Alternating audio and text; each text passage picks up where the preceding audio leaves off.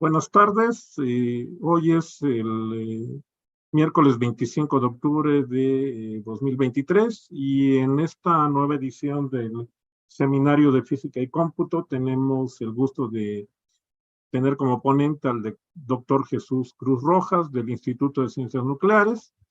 El título de su plática es Física de quarks y gluones fuertemente acoplados usando la correspondencia holográfica y aplicaciones en astrofísica. Y antes de dar la palabra, vamos a dar una breve semblanza del doctor Cruz, ¿no? El doctor Jesús Cruz se desempeña como investigador postdoctoral en el Instituto de Ciencias Nucleares de la UNAM. Es egresado en el doctorado de la Universidad de Southampton, en el Reino Unido, y se especializa en el estudio de teorías fuertemente acopladas, utilizando la correspondencia holográfica, siendo sus principales intereses el estudio del diagrama de fase de QCD, la física microscópica de estrellas, de neutrones, así como los cambios de fase en el universo temprano. Bueno, le damos la palabra para su exposición. Adelante, doctor. Bueno, muchas gracias. Sí, primero que nada, pues gracias a los organizadores por invitarme a dar este seminario en la facultad. Este es el primer seminario que doy aquí en la Facultad de Ciencias y pues estoy muy contento de poder platicar un poco acerca de mis temas de investigación.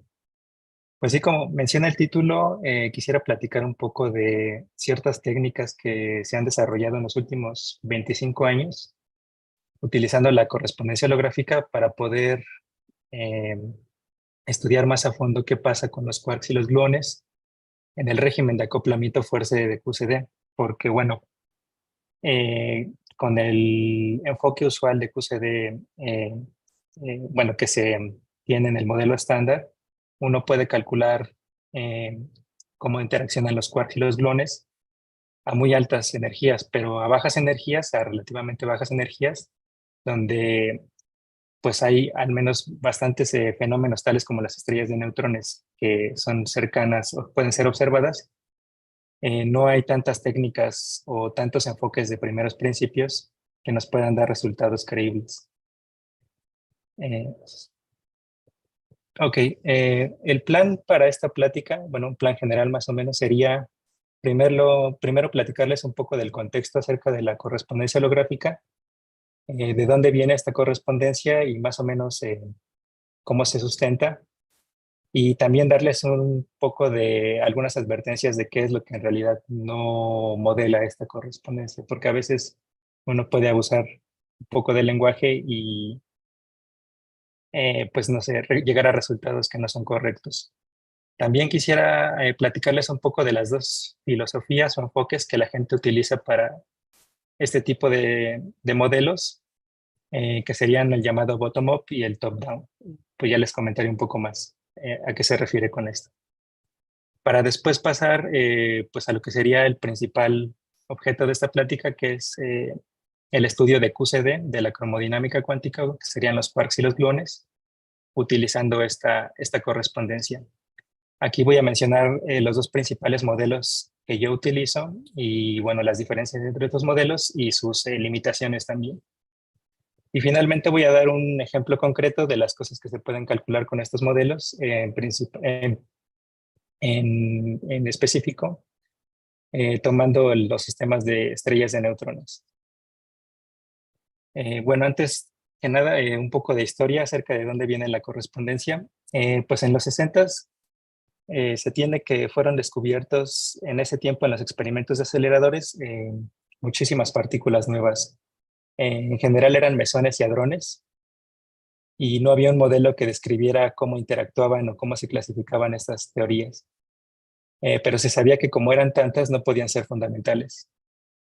Es en este tiempo que algunas personas propusieron la teoría de cuerdas como un modelo para describir cómo cómo se movían o cómo interactuaban los mesones. En esos mismos años, Gell-Mann y Zweig también propusieron el modelo de quark, que sería, pues, hasta la fecha el modelo más exitoso. Ya después, en esos mismos años, en los 70s, en los 60s y en los 70s, también con el descubrimiento experimental de la libertad asintótica, y pues la gente ya propuso más, un poco primeros principios en lo que sería QCD o la teoría de cromodinámica cuántica, en donde se utiliza pues una teoría de norma con una simetría de norma con un grupo unitario SU3 y que incorpora el modelo de quarks. Y pues este modelo ha sido bastante exitoso y es el que se toma ahora como el correcto para describir los quarks y los gluones. El problema es que la naturaleza de esta teoría es tal que a muy altas energías es cuando la constante de acoplamiento es débil, por lo que se pueden hacer cálculos perturbativos con diagramas de Feynman. Pero al bajar la energía, esta constante se vuelve a hacer o se hace grande. Entonces, pues ya no es realmente correcto utilizar cálculos perturbativos y uno pierde un poco el control de la teoría.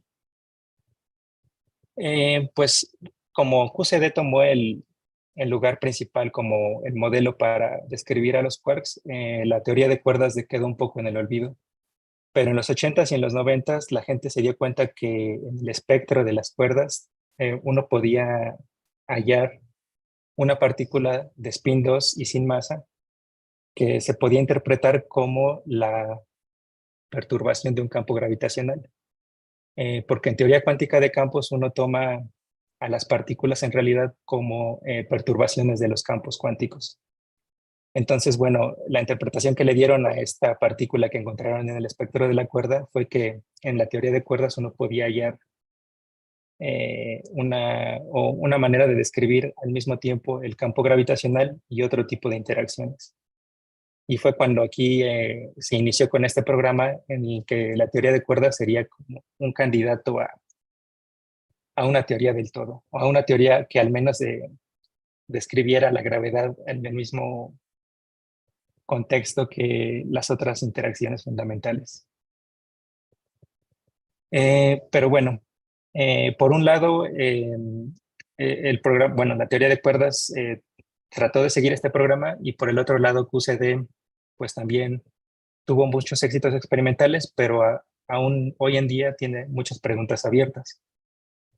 Y bueno, aunque estas dos teorías, QCD y teoría de cuerdas, divergieron en un principio, la teoría de cuerdas inspiró muchas ideas bastante interesantes que no tenían que ver con esta idea de la teoría del todo y que nos van a regresar de nuevo a QCD. Bueno, en específico esta idea es la que se llama el principio holográfico, que fue propuesta por Susskind y Tijoux.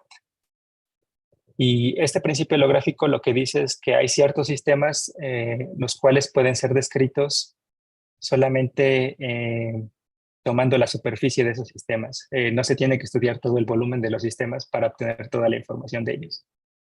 Y bueno, un ejemplo claro fue los hallazgos teóricos que se encontraron, por ejemplo, en hoyos negros, en el que se sabe que la fórmula para la entropía de un agujero negro es proporcional a su área y no a su superficie y no a su volumen. Pero bueno, este principio holográfico en realidad quedaba un poco en el aire porque no había un sistema en el cual fuera evidente que pasaba esto y tuviéramos todas las herramientas para calcular la información de tal sistema. Y hubo que esperar hasta 1997 cuando Juan Maldacena propuso el caso específico que se hizo bastante famoso y que fundó este programa de la correspondencia holográfica. Y este es un poco pues la caricatura usual que se tiene para explicar este sistema en específico que Juan Maldacena encontró, que demuestra o bueno, que ejemplifica el principio holográfico. Y las dos, bueno, lo que se tiene es una dualidad entre dos teorías que en principio son bastante diferentes, pero que al estar relacionadas sus funciones de partición, lo que nos dice es que en realidad están describiendo la misma física o el mismo sistema.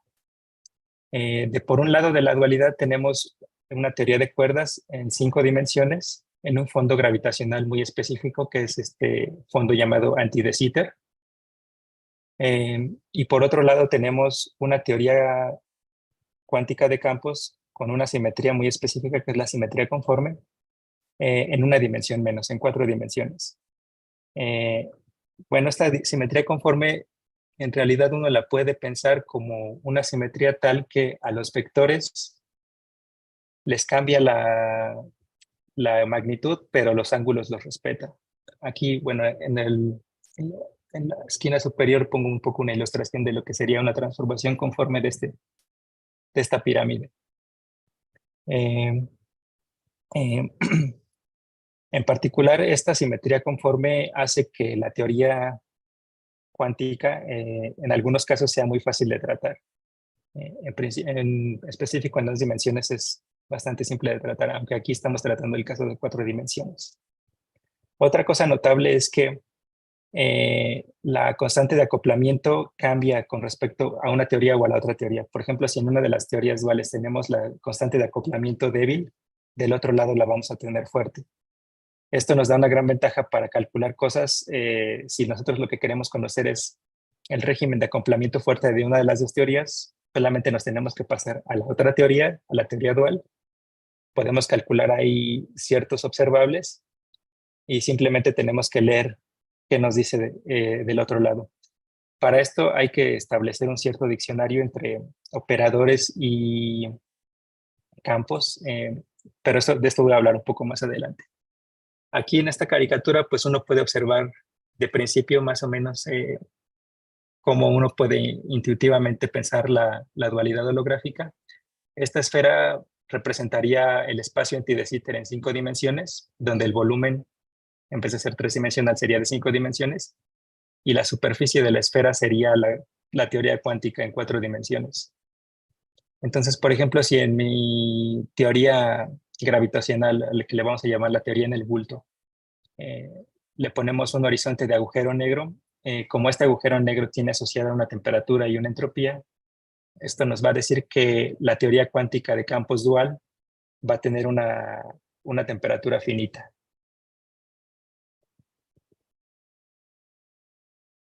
Bueno, también quisiera un poco hablar cómo se sustenta o de dónde sale esta dualidad, porque al principio puede parecer un poco arbitrario decir que estas dos teorías son duales.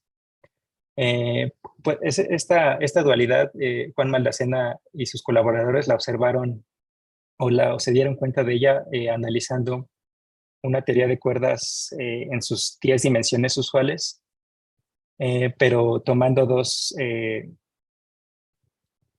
rangos del acoplamiento. Primero analizaron cuando las cuerdas están acopladas débilmente y después analizaron cuando las cuerdas están acopladas fuertemente. Y ahí se dieron cuenta de que en el límite de bajas energías de ambos casos se encontraban estas dos teorías duales.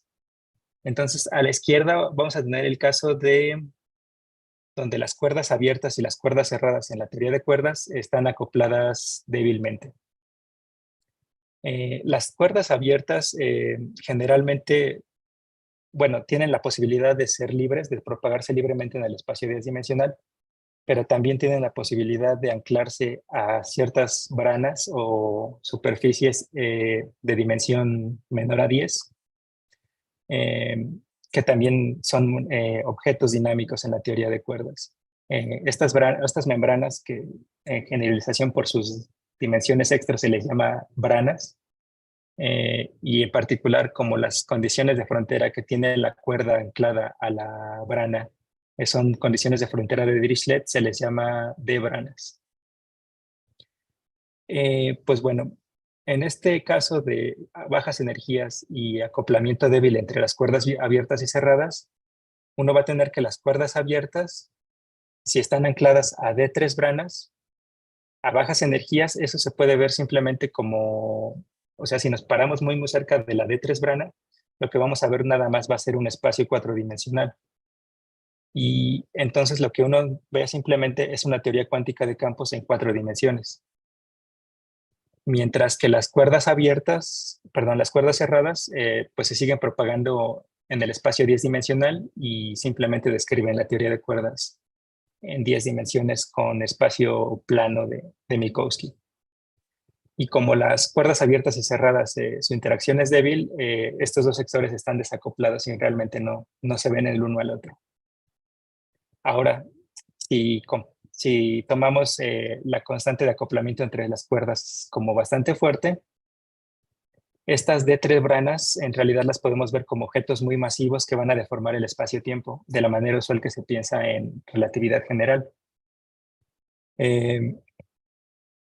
Entonces, ahí uno también puede tener dos casos. Si tomamos una de las 10 dimensiones de la teoría de cuerdas como una dirección radial, nos podemos alejar mucho de las branas o estar muy cerca de las branas.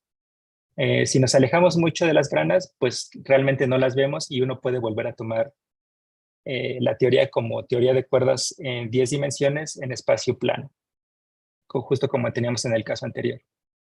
Pero si nos acercamos mucho a las branas, uno va a ver en realidad la deformación causada por estas branas y la deformación que calcularon bueno, que se obtenía era justamente la métrica de anti de Sitter en 5 dimensiones, cruz una esfera en 5 dimensiones. Entonces, bueno, de ambos lados tenemos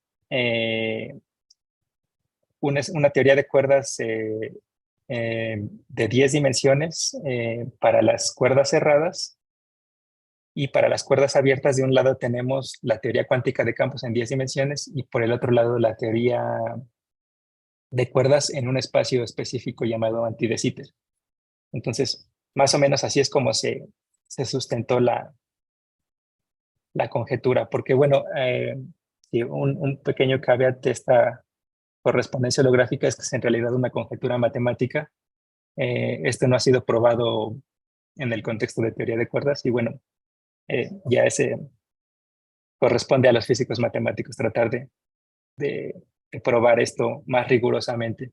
Aunque, bueno, como en muchas áreas de la física, aunque no esté probada rigurosamente, uno pues sigue trabajando en ella debido al éxito que nos dan pues los resultados que tiene, ¿no? Que se pueden contrastar, como veremos más adelante, con observaciones experimentales y con observaciones astronómicas. Bueno, les comentaba acerca de las dos filosofías que se tienen para los modelos en teoría de cuerda, perdón, para los modelos holográficos. Y bueno, estos son el modelo top-down, que pues quiere decir que uno empieza con la teoría de cuerdas como pues como de inicio. Ahí uno puede poner en la teoría de cuerdas ciertos campos, ciertas branas, diferente tipo de branas, pero uno tiene menos control de qué va a tener en la teoría dual. Y generalmente no va a obtener una teoría dual que se parezca a QCD. Va a tener una teoría de campos pues en 4 dimensiones con ciertas simetrías, pero eh, pues no nada que realmente nos ayude a responder las preguntas abiertas en QCD. Este tipo de enfoques se utiliza más para explorar en realidad cómo funciona la dualidad y para establecer el diccionario entre las dos teorías duales. Y bueno, comentar que generalmente aquí en el Instituto de Ciencias Nucleares, el grupo de holografía más generalmente se enfoca en este tipo de enfoque top-down. En cambio, yo me he enfocado más en el enfoque bottom-up, en el que uno construye modelos un poco más a mano. En realidad no son tan rigurosos, nos inspiramos en estos modelos top-down, en una teoría de cuerdas, pero lo que uno hace en realidad es proponer una teoría gravitacional tal que utilizando el diccionario que las personas que estudian con el enfoque top-down ya encontraron, nosotros encontremos una teoría dual que sí se parezca a QCD, que sí tenga, pues no sé, grados de libertad que sean equivalentes a quarks, a los gluones, y que tengan, por ejemplo, una simetría quiral, un confinamiento o una transición de fase entre confinamiento y desconfinamiento, y ese tipo de, de ingredientes. Y bueno, esto nos va a ayudar a encontrar, o al menos a tener cierta noción de qué es lo que pasa en teorías muy cercanas a QCD y tal vez dar ciertas predicciones que tal vez en experimentos de colisiones de iones pesados o en el LHC alguien pueda medir y contrastar. Pues sí, como comento, este enfoque da realmente mucha libertad y es un enfoque un poco más fenomenológico. Em, y bueno, quisiera comentar un poco más a detalle cómo funciona esta, mm, este diccionario que comento, en el que yo a mano voy a poner campos en mi teoría gravitacional, o a proponer una teoría gravitacional y a obtener mediante la dualidad una descripción de QCD. Eh, bueno, en realidad uno primero no quiere que su teoría dual sea conforme, porque QCD en realidad, o nuestro universo, no tiene esta simetría conforme. Entonces, en realidad vamos a deformar un poco la teoría gravitacional y vamos a tener una dualidad que en realidad es no ADS, no CFT. Y bueno, la correspondencia funciona de la siguiente manera. Del lado izquierdo de esta ecuación tenemos la función de partición de la teoría gravitacional, que depende de ciertos campos. Estos campos phi, yo los propongo en esta teoría gravitacional, yo propongo la acción que estos campos siguen. Y son tales que, bueno, estos campos son tales que si uno toma su límite a radios muy grandes, el límite de estos campos, o el valor asintótico de estos campos, va a corresponder con estas jotas. Estas jotas son las fuentes de los operadores de mi teoría dual cuántica. Entonces, bueno, aquí yo le llamo un poco presuntuosamente acción de QCD, aunque en realidad es de una teoría cercana a QCD. Y tengo ciertos operadores en esta teoría, tal que sus fuentes van a estar relacionados con los campos de la teoría dual. Y ejemplos de este tipo de campos es, por ejemplo, un campo escalar en la teoría gravitacional, que nosotros vamos a encontrar que es dual a este operador Cis y barra, que uno puede pensar como un operador quark-antiquark, y que correspondería a un mesón. Y en particular, pues si este operador obtiene un valor de expectación en el vacío diferente de cero, uno va a tener que la simetría quiral se rompe en la teoría dual, justo como pasa en QCD en ciertos regímenes de energía. La métrica en la teoría gravitacional va a ser dual al tensor de energía-momento. Y si uno pone en la teoría gravitacional un campo de norma, este va a ser dual a una corriente.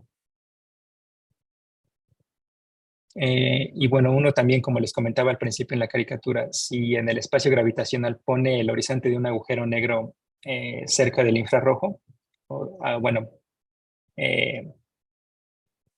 uno tiene la teoría gravitacional y puede pedirle, por ejemplo, que sea tal que a distancias cortas a una de las dimensiones obtenga un agujero negro, la métrica de un agujero negro, ya sea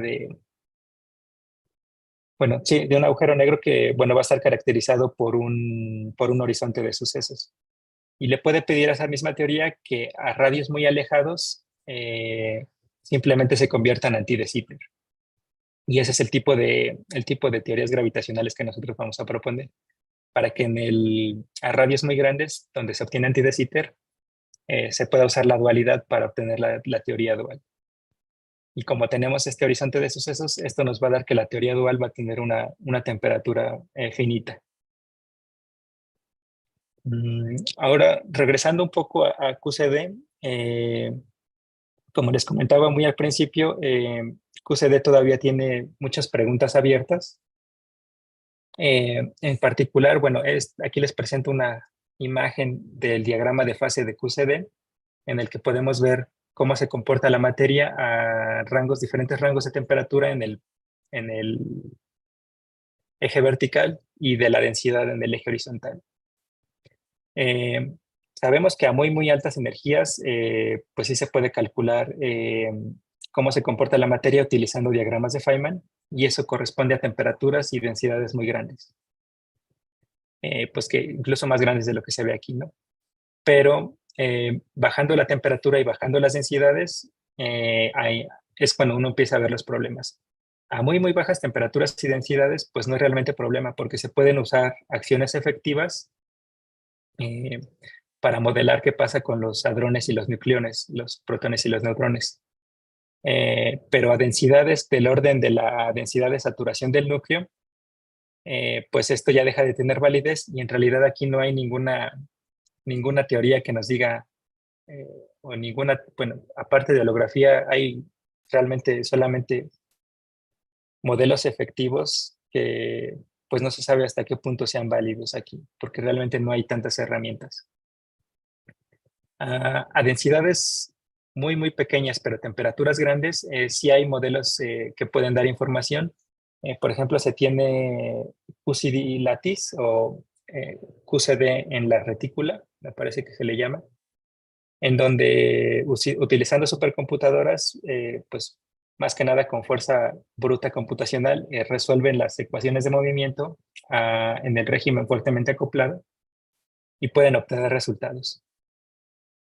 Y es así como se conoce, bueno, que a cierta temperatura, pues los hadrones se desconfinan y se obtiene lo que sería el quark de plasmas y gluones, que en particular es el estado de la materia que había a muy tempranos, épocas muy tempranas en el universo, y que también se ha observado en el LHC y en este experimento RHIC en Estados Unidos, que principalmente colisiona iones pesados. Eh, Bueno, se sabe también que en algún momento, sí, la simetría quiral se tiene que restaurar porque, como les dije al principio, bueno, como les dije anteriormente, como se conoce que pasa a muy altas energías, se sabe que a altas energías el quark de plasmas y gluones tiene simetría quiral, mientras que los hadrones no la tienen. Eh, entonces, bueno, más o menos se tienen algunas pistas y algunas conjeturas de qué pasa aquí, si hay una transición de fase, si es de primer orden o de segundo orden, pero no se tiene realmente certeza. Y es justo en este límite de densidades intermedias y temperaturas bajas, pues el orden de densidades que uno espera encontrarse en estrellas de neutrones. Que bueno, voy a hablar un poquito más adelante de estrellas de neutrones. Ahorita quisiera mencionarles solamente dos modelos específicos eh, que yo utilizo para modelar un poco teorías cercanas a QCD. El primero es este modelo D3D7. Como les mencioné anteriormente, cuando les comenté un poco de cómo se sustentaba la dualidad, les dije que las cuerdas abiertas se anclaban en D3 branas, ¿no? Y esas D3 branas, vistas muy de cerca, se veían como la teoría de 4-dimensional. Eh, pues estas D3 branas, en realidad, con las cuerdas abiertas ancladas, nos dan grados de libertad en la representación adjunta de la teoría de campos o de la teoría de norma. Entonces, pues estos vendría a ser como como los gluones o los bosones de norma de la teoría. Pero si uno quiere pues modelar QCD, uno también tiene que introducir quarks. Y lo que se le ocurrió a la gente fue introducir otro tipo de branas. En este caso serían de 7 branas, que serían superficies 8-dimensionales, donde las cuerdas también se pueden anclar. Entonces, si tenemos una cuerda, aquí la vemos en morado, que tiene una extremo anclada a una D3 brana y otro extremo anclado a una D7 brana. Como solamente tiene un extremo en la D3 brana, esta cuerda va a ser dual a un estado que se transforma en la representación fundamental. Entonces sí podemos pensar en este estado como un quark. Este tipo de modelo es bastante manejable en el sentido de que uno propone la acción para la D7 brana. En principio, pues pone los campos que les comentaba que van a ser duales a los ingredientes que nosotros queremos en QCD, pero en realidad aquí lo que vamos a manejar en la teoría gravitacional va a ser este campo L, que es la distancia entre una de las branas y otra, bueno, la D7 brana y la D3 brana. Entonces las ecuaciones de movimiento de esta teoría no son tan complicadas de resolver. Y esta es la ventaja de este modelo, que tiene una acción relativamente manejable y que pues con matemática y una laptop normal se pueden resolver las ecuaciones. Y aunque tiene muchas simplificaciones o nos tomamos muchas libertades, por ejemplo, una de ellas es de que al introducir estas de 7 branas, cada una de estas de 7 branas corresponde a un sabor diferente. Entonces, para no cambiar mucho la geometría del espacio en la teoría de cuerdas, simplemente decimos que introducimos un número pequeño de 7 branas Incluso a veces en modelos muy, muy simples se introduce solamente una de 7 branas. Entonces estaríamos introduciendo solamente un sabor, lo cual pues no es el equivalente a lo que observamos en el mundo real. Bueno, también con este modelo de 3 de 7 solamente se puede modelar la materia en el estado desconfinado, o sea, quarks y gluones pues que no están confinados en un nucleón. Aquí no se pueden modelar nucleones tan fácilmente en este enfoque. Eh, pero bueno, la gente siguió trabajando, en particular gente que no venía del trasfondo de teoría de cuerdas más formal, sino era gente que había trabajado en QCD y que vieron que pues con esta técnica, bueno, con estos modelos holográficos, se podían calcular ciertas cosas que hasta antes eran bastante inaccesibles. Y esta gente pues refinó estos modelos fenomenológicos y bueno, uno de estos ejemplos sería lo que se llama el modelo de BQCD. BQCD es un modelo parecido al modelo anterior, donde se introducen de 7 branas para tener los grados de libertad correspondientes a los quarks, pero aquí se toma un límite que se le llama límite de Veneciano, y por eso es la B del modelo. Este límite quiere decir que se toma el número de colores y el número de sabores, ambos tendiendo a infinito, pero tal que la división entre ellos es un número finito. En particular, esto hace que se simplifique mucho la teoría y también nos dice que sí se está tomando en cuenta cómo se deforma el espacio por las de 7 branas, porque bueno, se están tomando tanto el número de colores como el número de sabores en el mismo rango o pues al mismo orden. Aquí les presento pues la acción de este modelo. Este modelo está construido por 2 bloques. Aquí vemos el primer bloque, que sería la parte de arriba, que simplemente nos va a dar la parte de los gluones. Y bueno, una de las diferencias es que aquí de obtener las ecuaciones de movimiento de esta acción, uno va a encontrar cuál es la métrica del espacio. La métrica no está fijada desde el principio, sino que hay que encontrarla. La segunda parte de la acción es la correspondiente a los grados de libertad de sabor o a lo que serían los quarks.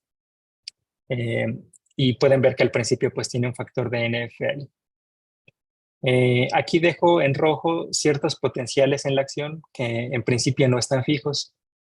Y estos potenciales van a ser fijados justamente con datos de QCD del mundo real. Uno fija estos datos, uno fija estos potenciales usando datos de Lattice QCD. Entonces, bueno, de Lattice QCD y también de QCD perturbativa. Entonces, se sabe que estos potenciales a muy bajas energías y a muy altas energías regresan a los valores que se esperan en el mundo real. Entonces, en cierto sentido, estamos un poco como interpolando entre ambos regímenes. Bueno, este modelo es un poco más robusto. Se pueden calcular cosas un poco más complicadas que ya mencionaré más adelante, pero también de la mano de eso viene que las ecuaciones de movimiento son más complicadas y, bueno, numéricamente se tiene que trabajar más para encontrar solución para estas ecuaciones provenientes de esta acción.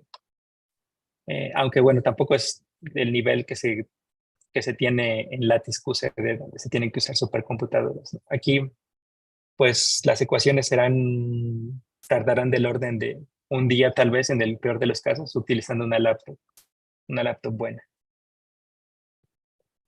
Y pues bueno, ahora quisiera hablarles un poco de cómo se aplica esto a grandes rasgos al sistema específico de estrellas de neutrones.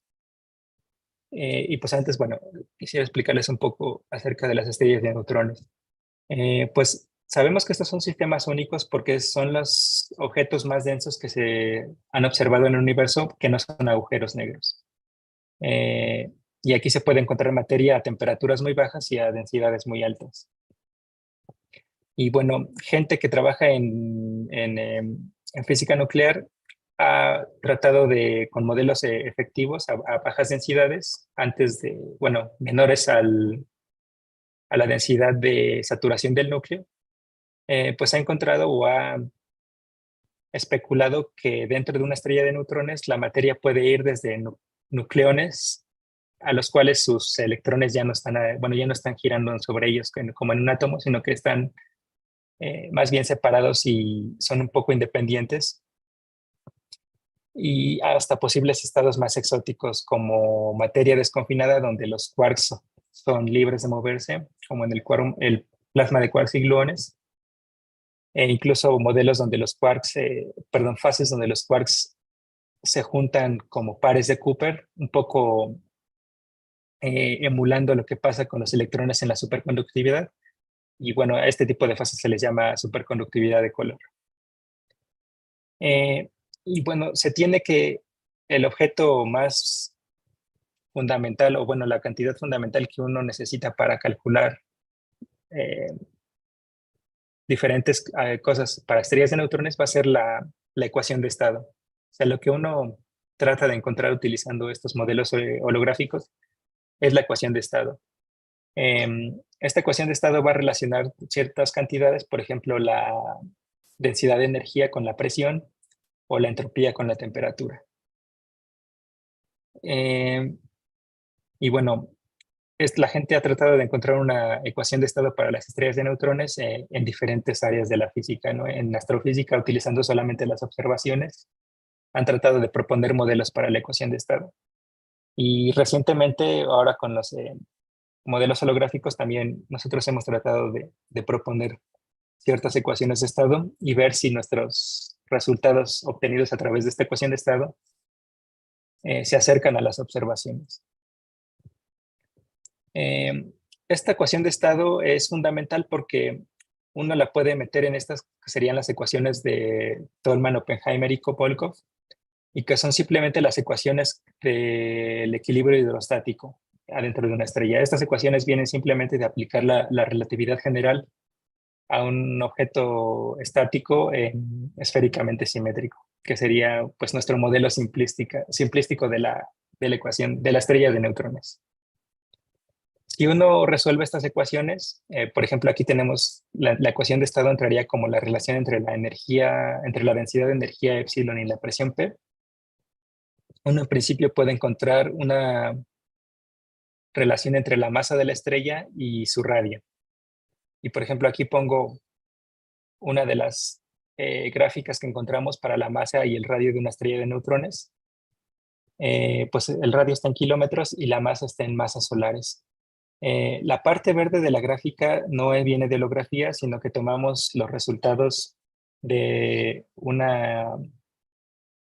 de un modelo efectivo para física nuclear, y después de ahí tomamos una transición de fase al modelo holográfico que vendría en azul.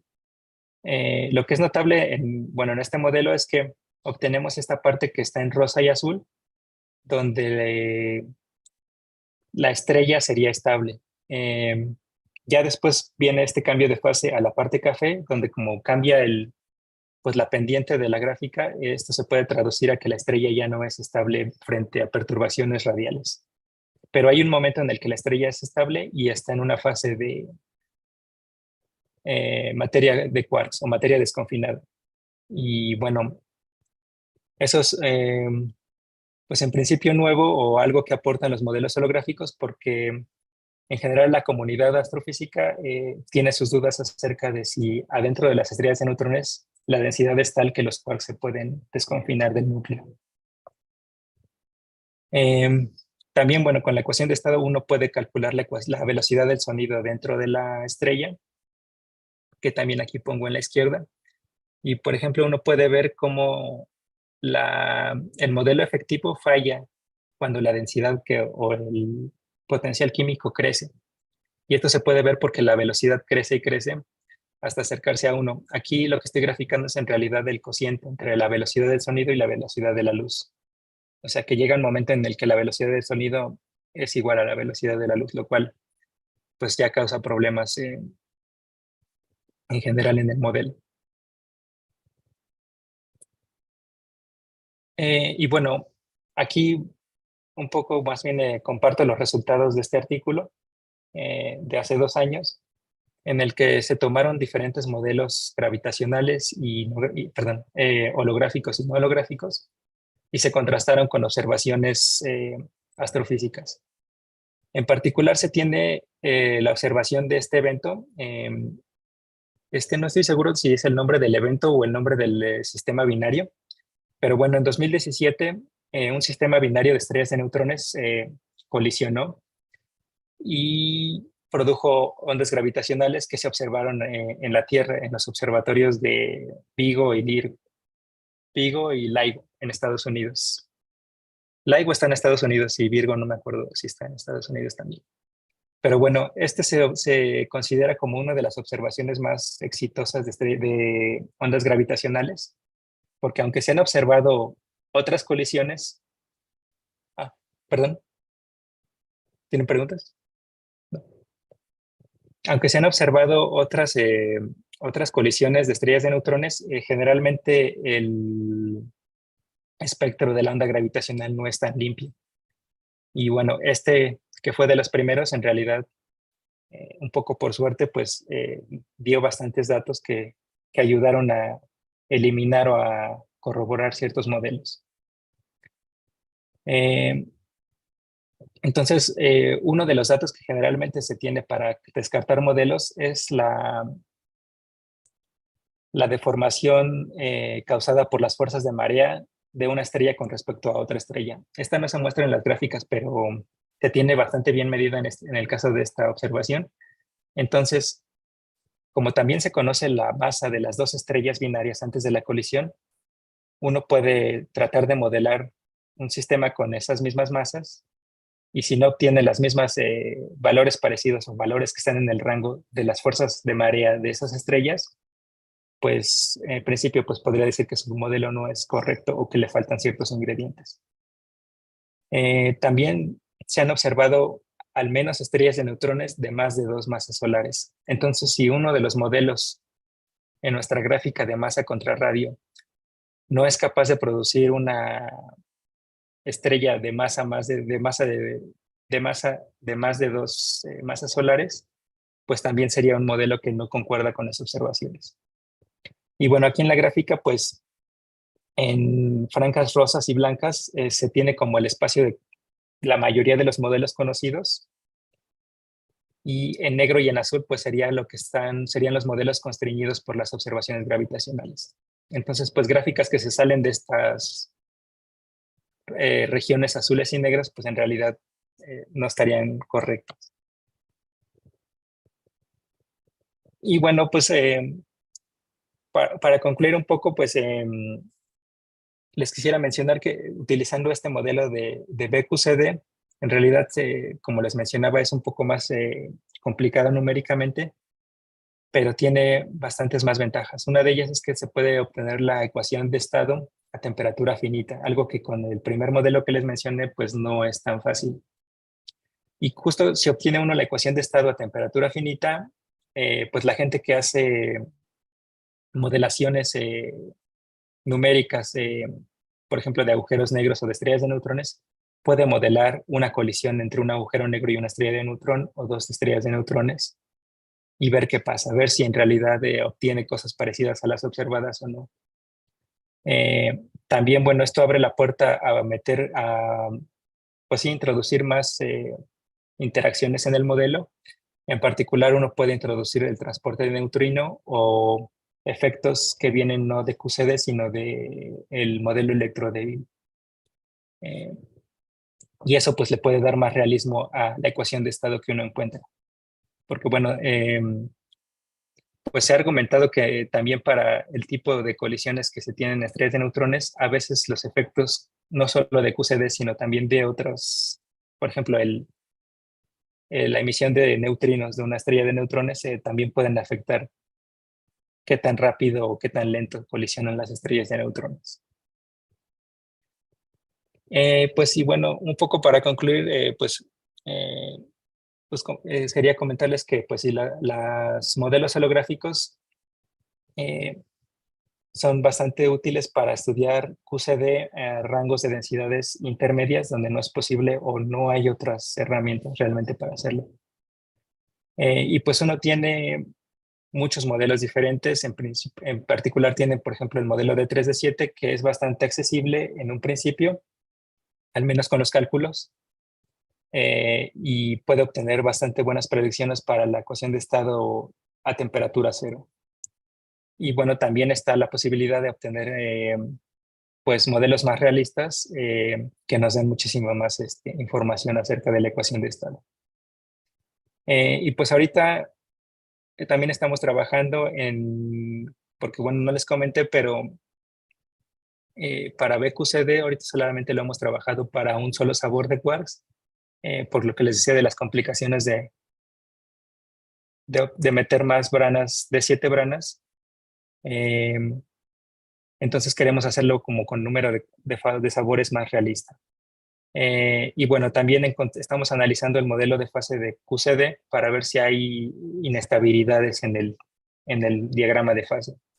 Estas inestabilidades, por ejemplo, se sabe que podrían conducir a fases más exóticas, como la que les comentaba de superconductividad de color, donde una inestabilidad hace que los quarks libres se unan en pares y se rompa la simetría de color.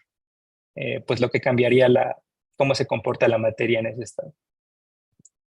Y pues eso sería todo. Muchas gracias por la atención. Bueno, muchas gracias a ti también. Bueno, hay un retraso más o menos de medio minuto, un minuto entre lo que se ve por Zoom cuando se transmite por YouTube.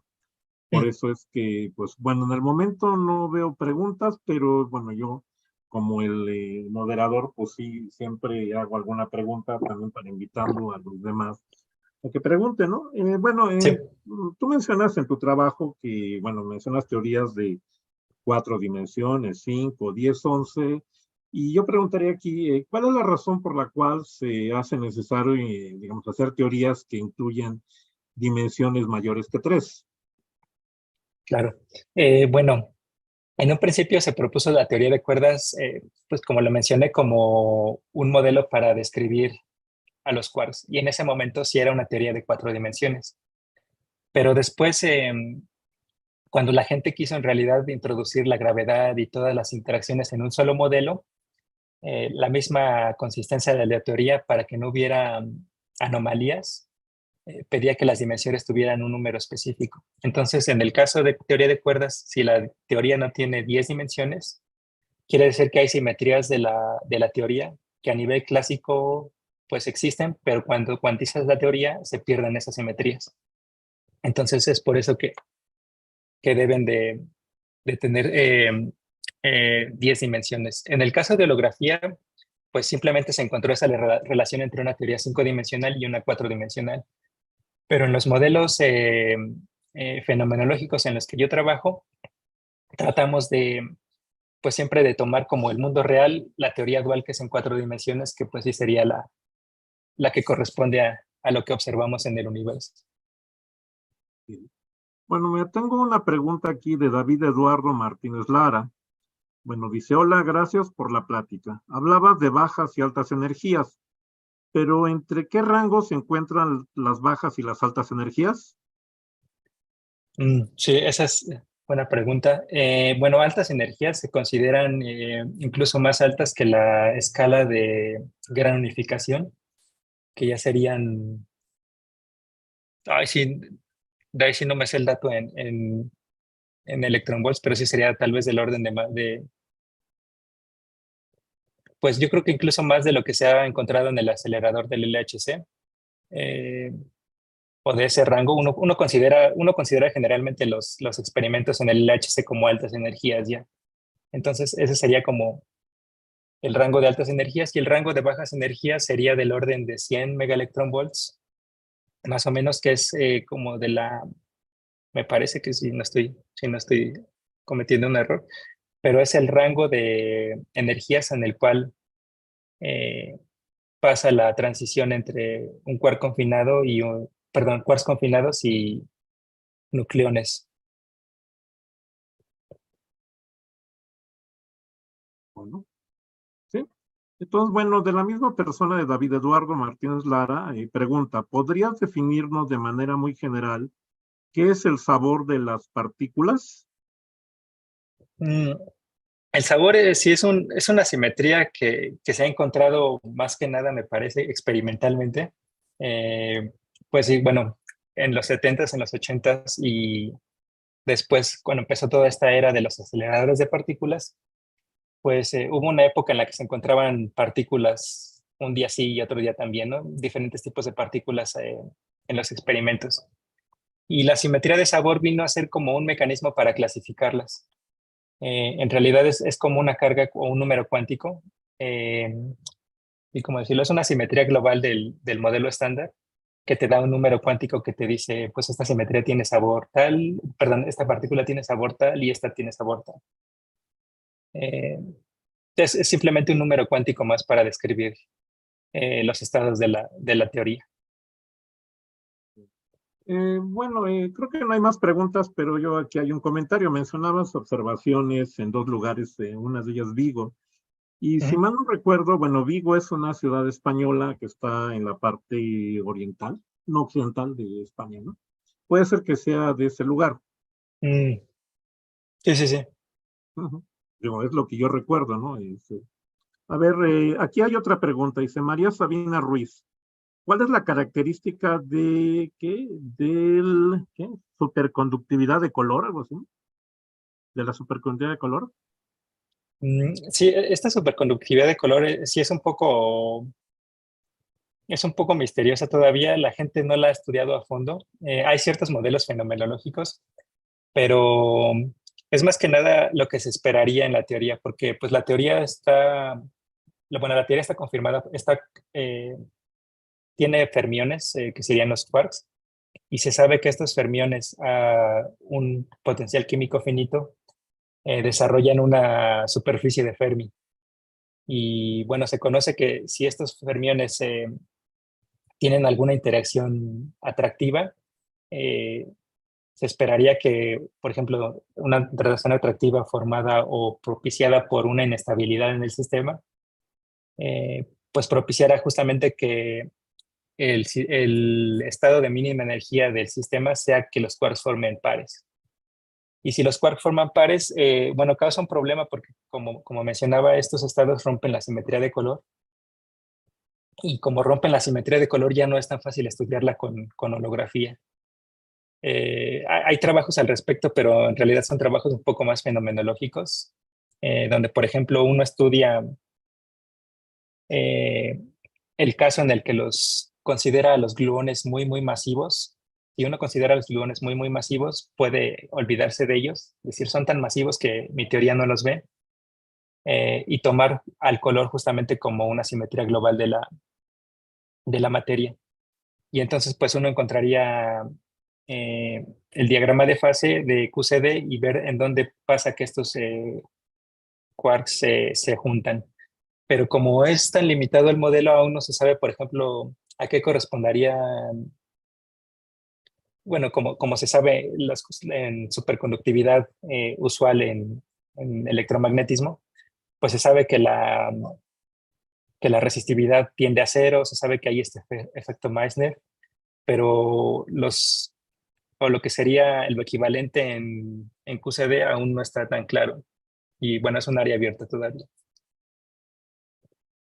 Bueno, otra vez ya creo que no hay más preguntas. Bueno, en dado caso, y pues en nombre del comité organizador, le agradecemos al ponente la participación en esta plática. Y bueno, a los que nos siguen por YouTube, pues les informamos que vamos a continuar con este ciclo. El próximo miércoles no va a haber seminario porque es el 2 de, creo que, bueno, es Día de Muertos, ¿no? Y continuamos hasta el 8 de noviembre. Bueno, pues muchas gracias por su atención. No sé si el Muchas ponente quiere gracias. decir algo. Está bien. No, muchas gracias a ustedes y a todos por la atención.